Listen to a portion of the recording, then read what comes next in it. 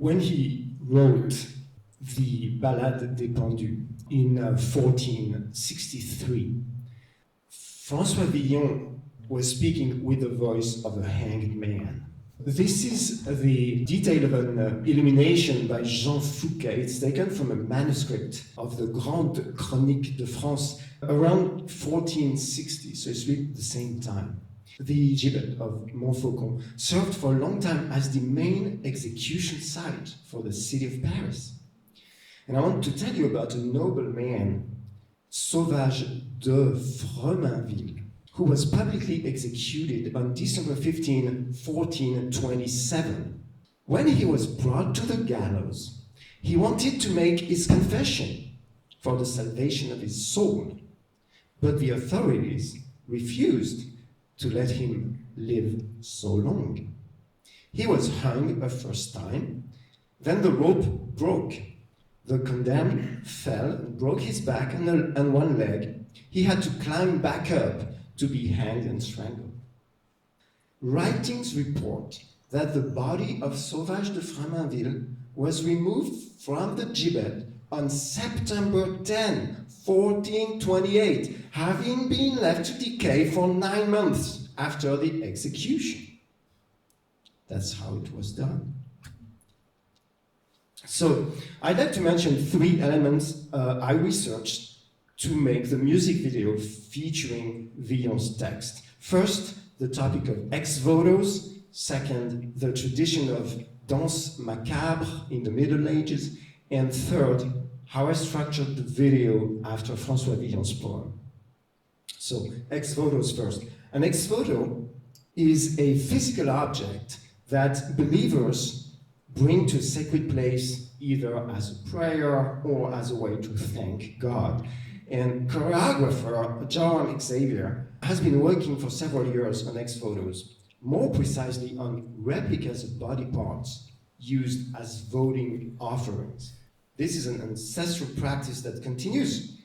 For instance, in Brazil, this is a picture of the Church of Our Lord of Bonfim in Salvador.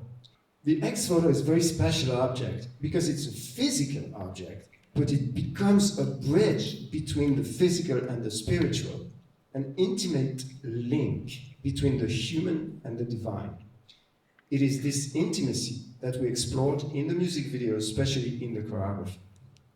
Now for the danse macabre. I included a danse macabre as another tribute to François Villon, who is very familiar with the bas-reliefs of the Cemetery of the Innocents in Paris, like this one. This is a reproduction of one of the many sculptures that was in this Cemetery of the Innocents in Paris. And you can see the dead dancing, trying to lure the living into his world. This tradition of danse macabre always shows different occupations. Here on the left, we have the dead monk and the living monk. Then we have a poor person on the right with an usurer, and the dead usurer taking the living one to their world. And this aims at reminding everyone of equality in the face of death. In the video, a fatal pas de deux is associated with 2 possible ceremonies, the one of baptism, the other of absinthe, an anachronistic nod to the romantic companions. And finally, I worked on the video's dramatic arc in relation with the meaning of the poem and its 3-part structure, taking the reader from the physical to the spiritual realm. The poem opens with a contemplation of the flesh. Quant à la chair, que trop avons nourri, elle est piéça, dévorée et pourrie. The essence of this first part is perfectly summed up by Madonna in her song Material Girl, when she sings, "We live in a material world." In the second part of the poem, the speaker admits that he and his companions have used poor judgment.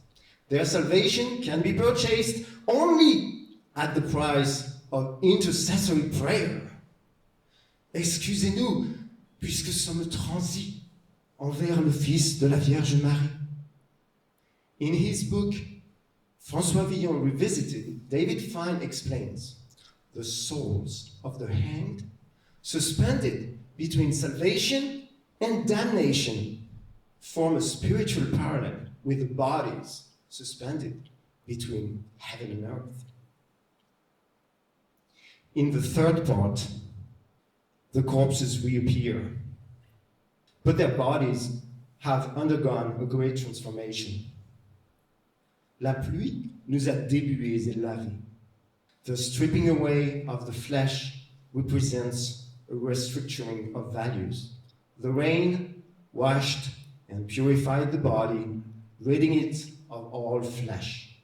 All that remains is the skeleton, the essence of the human body, which can be seen as its spiritual element. So with these remarks, let's watch the music video for Agnus Dei.